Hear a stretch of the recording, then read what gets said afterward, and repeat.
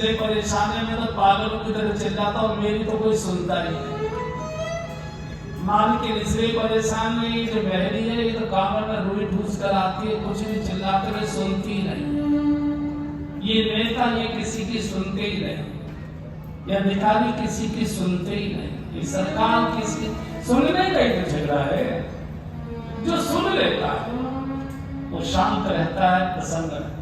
माँ चूंकि सबकी सुन लेती है कड़वी मीठी, इसलिए आपने देखा माँ सामान्यतः शांत है, सुनना और भगवत प्राप्ति की अगर आकांक्षा तो सबने सुना है, सबने सुनने का ये वैज्ञानिक सिद्धांत है। मैं केवल ऊपर की बात नहीं कह रहा हूं कि मैं कथा करने आया हूं इसलिए मुझे सुनिए, नहीं, एक वैज्ञानिक सिद्धांत ध्यान से सुनिए। मनुष्य जो कानों से सटकता है, सुनकर कानों से सुनकर सटका जाता है, मुख से चबाकर सटका जाता है, दोनों अंगों का अलग अलग काम। जो कानों से सटका जाता है वो मुख के मार्ग से निकलता है, और जो मुख से सटका जाता है वो मल के मार्ग से निकलता है। ये शरीर के विज्ञान का सिद्धांत है। फिर बोलता उलट कर, जो मुख से सटका जाता है वो मल के मार्ग से निकलता है, जो कानों से सुनकर सटका जाता है वो मुख के मार्ग से निकलता है, और जो कानों से सुनकर भीतर चला जाता है, हमारे मन में बैठ जाता है।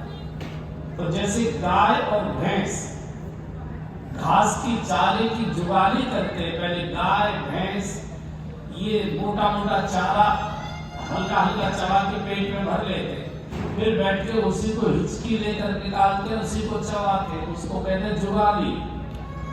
और भैंस गाय बीमार है तो कैसे पता लगे, बोले जुगाल नहीं कर रही है इसलिए तबीयत खराब है। जब वो जुगाली पर आ जाती है तो कहते तबीयत ठीक हो रही है भैंस की गाय की, जुगाली पर करें, जुगाल करें। तो जैसे गाय भैंस जुगाल करते हैं स्वस्थ रहने के लिए, ऐसे मनुष्य भी जुगाल करता है। गाय भैंस जुगाली करती है जो मुंह से सटकती है, और आदमी जुगाली करता है जो कानों से सटकता है, कानों से सुनता है। जिसकी भी बात सुनी उसी की जुगाली करता है। आपने कुछ सुना कि नहीं, आपको कुछ मालूम है कि नहीं, वो भीतर से निकाल कर सुना है, भीतर से।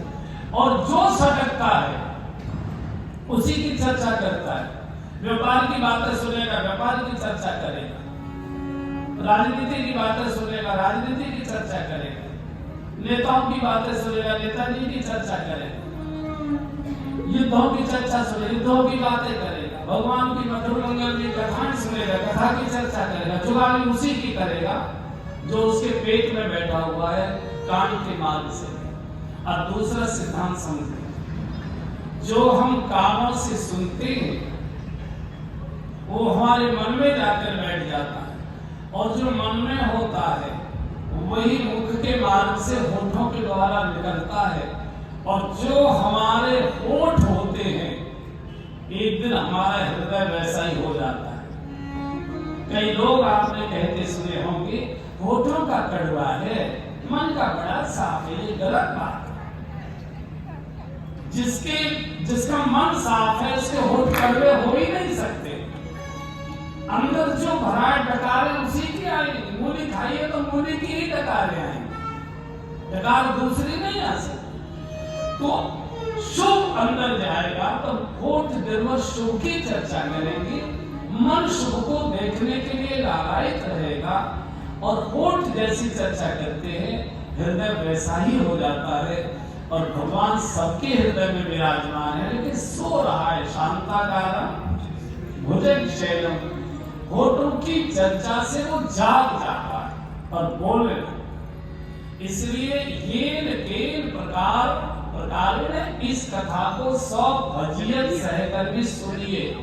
मैं आया हूं, बुला रहा हूं इसलिए नहीं। जीवन में ये अवसर कभी कभी भाग्य से आते हैं कि कथा चलकर स्वयं आती है, अन्यथा तो कथा सुनने के लिए कहां कहां तक जाना पड़ता है। शंकर जी चलते हैं कैलाश से कथा सुनने के लिए सुदूर दक्षिण भारत में।